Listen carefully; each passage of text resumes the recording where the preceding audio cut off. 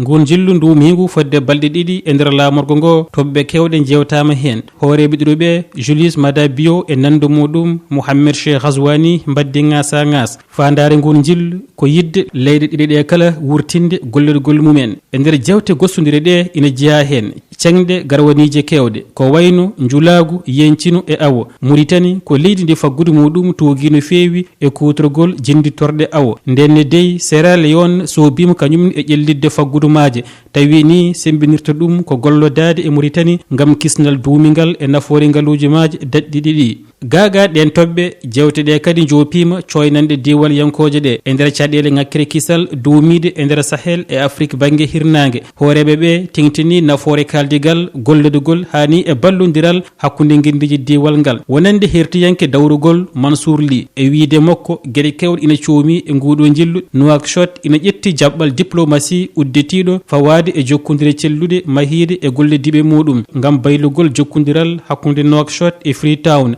Oumar El Hadji Thiam Nouakchott RFI